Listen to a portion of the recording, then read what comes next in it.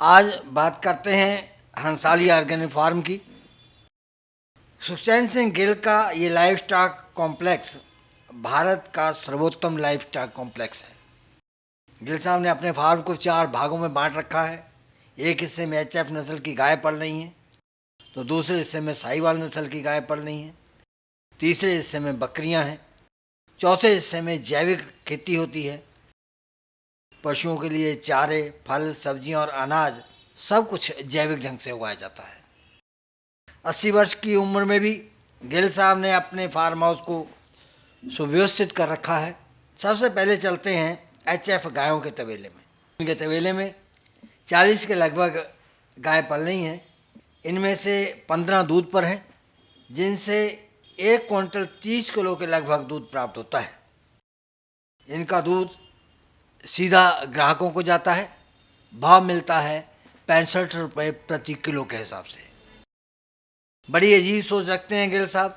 कहते हैं कि वो गायों से अधिक दूध लेने की चेष्टा नहीं करते हैं, क्योंकि अधिक दूध लेने से भी गाय को नुकसान ही होता है। संतुलित भाव कम दूध लेने के फायदे भी वो गिनाते हैं। गिल साहब, बहुत बहुत स्वागत आपका हमारे प्रोग्राम में।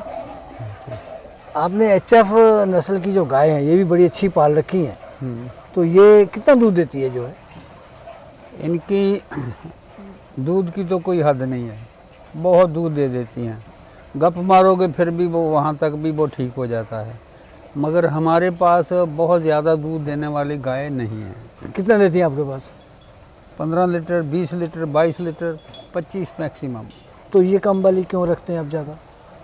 उसका एक कारण ये है कि हमारा सिर्फ दूध पर कंसंट्रेशन नहीं है, हमारी दूध की क्वालिटी पर कंसंट्रेशन है। कि ये तो कम और ज़्यादा में क्वालिटी पे क्या फ़र्क है फिर? देखिए, जो ज़्यादा दूध देने वाली है ना, मैं ये नहीं कहता कि उसका दूध बुरा होता है, मगर जब मैं दूध की क्वालिटी की बात करता हूँ तो मैं अपने पास अभी वो गाय रखता हूँ जो जितनी, क्योंकि मेरी फाइनेंशियल कैपेबिलिटी भी मैंने देखनी है, तो वो गाय रखता हूँ जो साधारण, जो बड़ी बहुत ज़्यादा दूध देने वाली होगी उसकी हिफाजत भी बहुत ज़्यादा करनी पड़ेगी। तो मैं थोड़ा सा दरमियानी रखता हूँ, जो जिसकी बहुत ज़्यादा हिफाजत करने की ज़रूरत ना पड़े।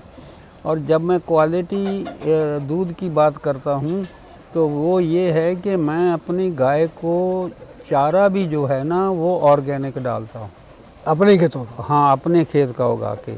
सो इसलिए मेरी गाय की बहुत ज़्यादा अच्छी, आपको कभी कभी लगेगा कि अच्छी हेल्थ नहीं है, क्योंकि मैं जो साइलेज वगैरह डालते हैं, जो चारा, उसमें बहुत सी साइलेज को मक्की का बनता है, उसमें इंसेक्टिसाइड, पेस्टिसाइड्स बहुत लगते हैं।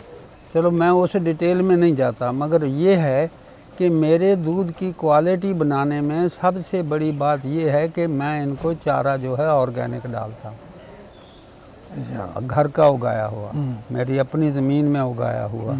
तो मेरा दूध थोड़ा इससे ऐसे होता है कि थोड़ी मुझे अच्छी प्राइस मिल जाती है। अच्छा गिल साहब, जब हम लोग घरों में जो दूध आता है, जो दूध दे के जाते हैं, तो उसमें देखा कई दूध में ना हमक आती है, थोड़ा सा महक अजीब सी होती है उसकी। वो साइलेज की होती है।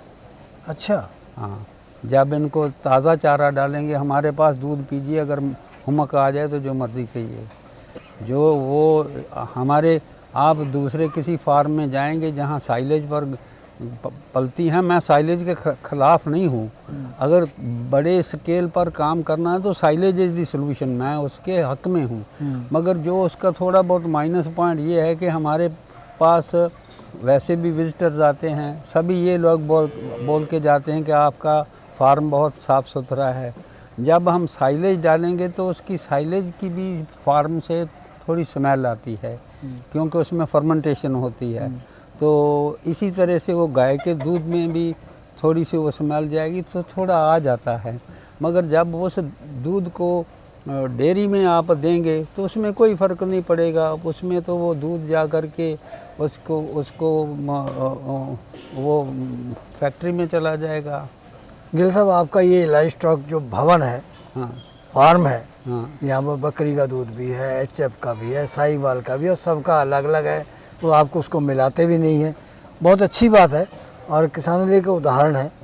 तो बात हम तो साइलेज की कर रहे थे, तो ये जो दूसरे पशु हैं, तो ये गाय साहीवाल है, ये भी साइलेज उतना उठाती है? नहीं, मैं तो बोलता हूँ कि मैं साइलेज के खिलाफ नहीं हूँ, मगर मैं अपनी तरफ से ये कोशिश कर रहा हूँ, चाहे मेरा छोटा सा ही धंधा हो, मेरे पास बहुत ज़्यादा गाय नहीं है, मैं as possible to the nature रहने की कोशिश करता हूँ। अच्छा, जो आपकी जो गाय है हाँ, बहुत साफ सुथरी है, जैसे हाँ, हेल्दी है, साफ सुथरी है, इतनी हेल्दी नहीं है, फिलहाल ये सामने वाली तो है। ठीक है। तो उसमें जो चिच्चड़ आप तोड़ तोड़ के फेंक रहे थे, तो क्या हाथ से ही तोड़ते हैं या कोई और इलाज? नहीं नहीं, वैसे भी वो चीचड़ की तो वैसे दवाई भी लगा देते हैं, हमने मुर्गियां भी रखी हैं, कुछ वो मदद कर देती हैं। मुर्गियां मदद कर देती हैं? कर देती हैं। अच्छा। हाँ, ये मेरा जो ये काम है, फार्म जिसको बोलेंगे आप, इट्स आई एम ट्राइंग कि it should be integrated farm. इसमें जितने सहायक धंधे पॉसिबल हों मैंने ऐड करने की कोशिश की है। आजकल ज़िम्मेदार जो सहायक धंधे हैं सब छोड़े जा रहे हैं। मेरे पास डेयरी है, मेरे पास बकरी है, डेयरी में भी 2 किस्म की गाय हैं, देसी गाय हैं, होल्स्टीन गाय हैं, मुर्गियां हैं। तो जितना हो सके बकरी का कितना दूध सब्जी का करते हैं, फलों का भी अब कर रहे हैं। बकरी का दूध कितना हो जाता है? 1-2 लीटर 3 लीटर, अच्छा, क्योंकि वो कम होता है, उसने अपने बच्चे भी पालने होते हैं। पशुओं में मुंह खुर जैसी बीमारियों को लेकर भी बहुत सचेत रहते हैं गिल साहब, तो सुनते हैं उन्हें कि कैसे वो अपने फार्म पर अपने पशुओं को उनसे बचाते हैं। वो गिल साहब, आजकल ना मुंह खुर की बीमारी का बहुत प्रकोप है। कल मुझे मोगा से टेलीफोन आया कि हम भी लपेटे में आ गए हैं, बहुत नुकसान हुआ है, तो क्या है उसका बचाव? मेरे से एक गलती हो गई, जब आप यहाँ आए थे ना, मैं मुझे आपको फुट कवर देने चाहिए थे, मैंने ला करके रखे हुए। उससे क्या होगा? उससे ये है कि ये जो मुंह खुर की बीमारी है, ये छूत की बीमारी है, बहुत जल्दी फैलती है। अगर आप कहीं ऐसे फार्म से आए हों जहाँ मुंह खुर की बीमारी हो और हमारे यहाँ आ गए, तो हम यहाँ भी आने का चांस हो जाता है। मैंने तो फुट कवर ला के रखे हुए हैं। जो मेरे पास फार्म का काम करता हुआ आता है, जो गाय से डील करता है, मैं उसको फुट कवर देता हूँ। अच्छा। इसमें एक ही बात है, इसको ये फैलती बहुत फास्ट है। इसको जितना हिफाजत हो सके ना उसकी हिफाजत करनी चाहिए, जितना प्रिकॉशन हो सके वो प्रिकॉशन। और दूसरा ये है कि इसकी वैक्सीनेशन आती है, हम हर 6 महीने बाद अपने गाय को वैक्सीनेशन करवाते हैं। कई लोग जो अनऑर्गेनाइज्ड हैं, किसी के पास 2 गाय हैं, किसी के पास 4 हैं, जो इस चीज़ की परवाह नहीं करते, वो मेन सोर्स है इसका। अगर वक्त पर इसकी वैक्सीनेशन करवा ली जाए तो बहुत कंट्रोल हो जाता है। नहीं, कुछ फार्मरों ने हमको बताया कि वैक्सीनेशन जो सरकार की ओर से की जा रही है, तो वो जैसी होनी चाहिए वैसी नहीं है। जैसे विदेशों में होती है तो पूरा स्टैंडर्ड है और हर तरीका का जो है। ये आप सरकार से बात बोलिए, मुझे एग्जैक्टली उसका पता तो नहीं है। एक वैक्सीन ऐसे आती है जिसका साल भर असर रहता है। हमारे यहाँ क्योंकि वो थोड़ी महंगी होती है, हमारे यहाँ जो वैक्सीन आती हैं इसका 6 महीने है, तो 6 महीने के बाद करवानी चाहते हैं। सो आप सरकार को कहिए कि थोड़ा इसको अपग्रेड करें। हमने से पूछा, हमने कहा भाई वहाँ कामयाब क्यों है, यहाँ क्यों नहीं? कहता वहाँ पर ना वो जो उसका जो इंजेक्शन है वो डाउन टेम्परेचर में रख के चलते हैं, हमारे यहाँ कहता जेब में रख के चलते हैं।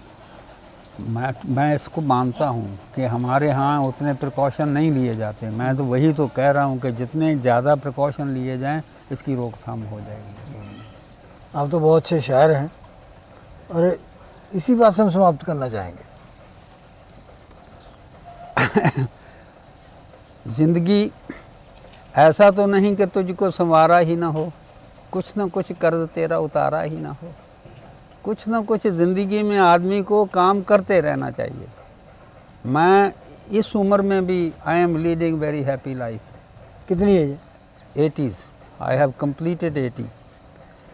सो I am leading very good life, very happy life. बहुत बहुत धन्यवाद आपका। Thank you. आज के अंक में बस इतना ही। अगले अंक में बात करेंगे दूसरे, तीसरे और चौथे हिस्से की, जहाँ साहीवाल, बकरियाँ और जैविक खेती हो रही है।